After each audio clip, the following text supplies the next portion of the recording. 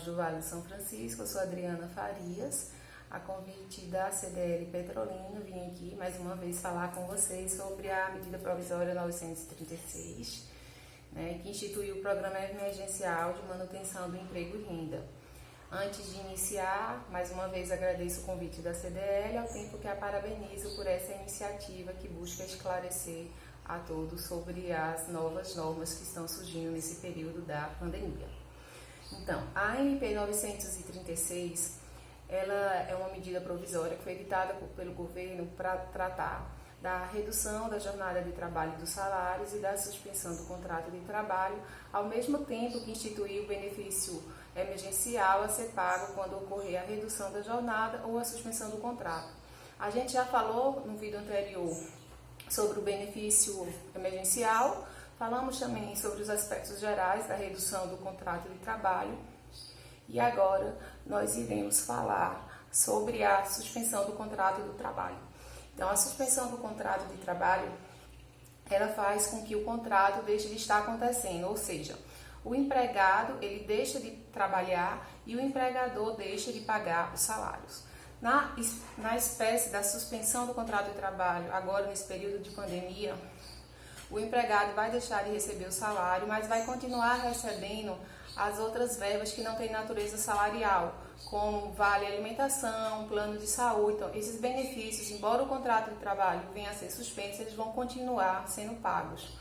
O empregador, por sua vez, embora tenha que pagar esses benefícios, ele vai ficar desobrigado a fazer os depósitos de FGTS, a fazer o recolhimento das contribuições previdenciárias. Como o empregador não tem que recolher contribuição previdenciária nesse período, é interessante que o empregado recolha sua contribuição previdenciária como segurado facultativo, para que esse tempo em que o contrato de trabalho esteve suspenso seja contabilizado como tempo de trabalho para fins de aposentadoria, certo?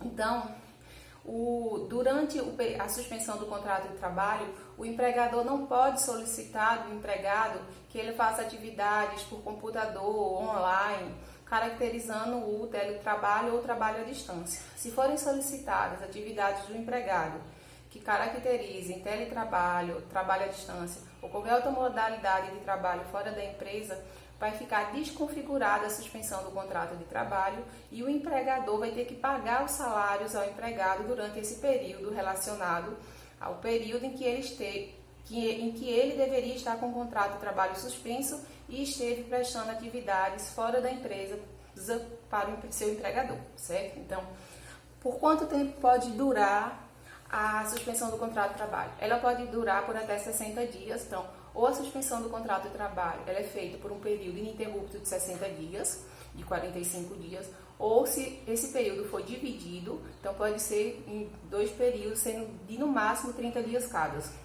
Assim, se o empregador suspende o contrato de trabalho por 10 dias, a segunda suspensão só pode ocorrer por até 30 dias, ainda que somados 2 períodos, 10 e 30, não ultrapasse o período de 60. Então, se a suspensão do contrato de trabalho for por período inferior a 60 dias, se essa suspensão for dada em 2 vezes, cada vez só pode ter uma parcela de até 30 dias, certo? Ou você dá 60 de vez, ou você dá 2 períodos de 30, ou se um dos períodos for inferior a 30, o segundo período não pode ser maior que 30, certo? Então, como é que ela é feita? Vai depender do valor do salário dos empregados.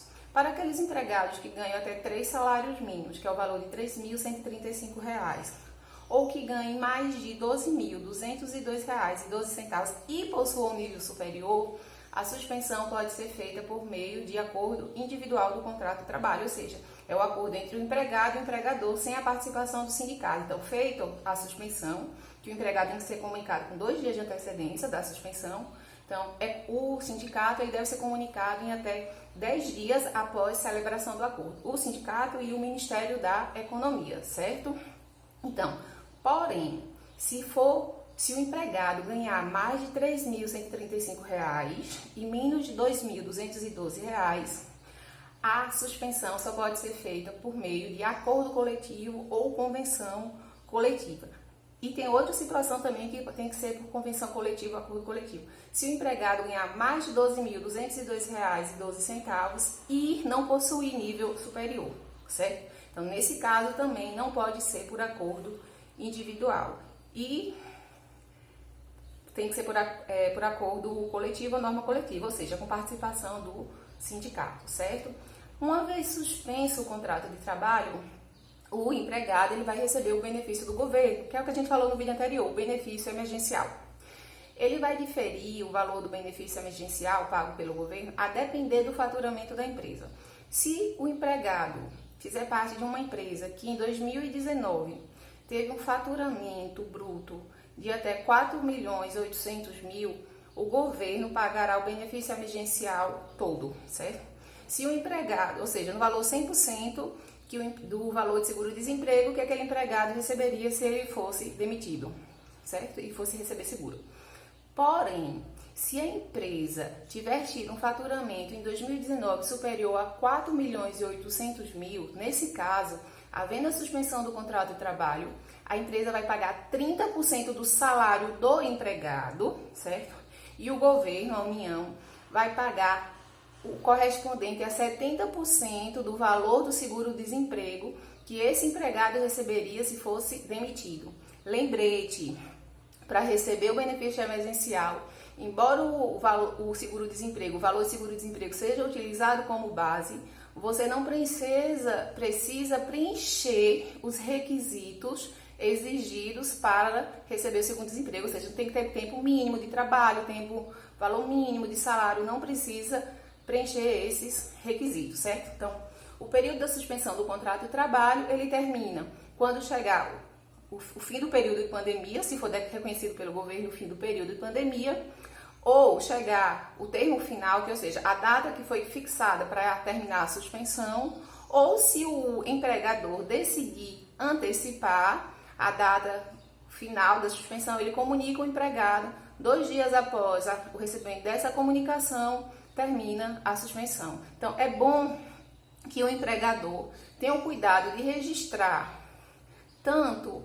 a comunicação enviada ao empregado para suspender o contrato de trabalho, deve ser feito 2 dias com antecedência da data de celebração do acordo ou da negociação coletiva, e tenha o cuidado de também guardar a comunicação ao empregado nos casos em que ele decidir antecipar o final da suspensão. Então, ele tem que guardar o documento que comprove que ele cumpriu esses prazos, certo? Então, a pessoa que tem um contrato de trabalho suspenso, ela tem direito à estabilidade de emprego. Então, se foi suspenso por 60 dias, então, durante o período da suspensão, ela não pode ser demitida sem justa causa, só se ela pedir para sair ou por justa causa, e no período posterior ao término da suspensão, por tempo igual ao que o contrato ficou suspenso, ela também tem estabilidade. Se ela for demitida, vai fazer jus a uma indenização, que nós iremos fazer um vídeo específico falando sobre a estabilidade, tanto no caso de redução quanto de suspensão do contrato de trabalho, certo?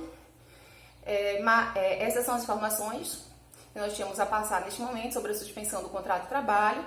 Se ficou alguma dúvida, se tem algum outro tema que vocês gostariam que a gente abordasse, que a gente detalhasse mais, manda pra gente aqui por meio do Instagram da CDL, aqui nos comentários, por meio do direct, certo? Ou pode mandar para mim também no meu Instagram profissional, bela.adrianafarias, que nós teremos a maior satisfação de atender às eventuais dúvidas que vocês tiverem ou abordar os temas que vocês entendam relevante e que acreditem que precisam ser esclarecidos nesse momento.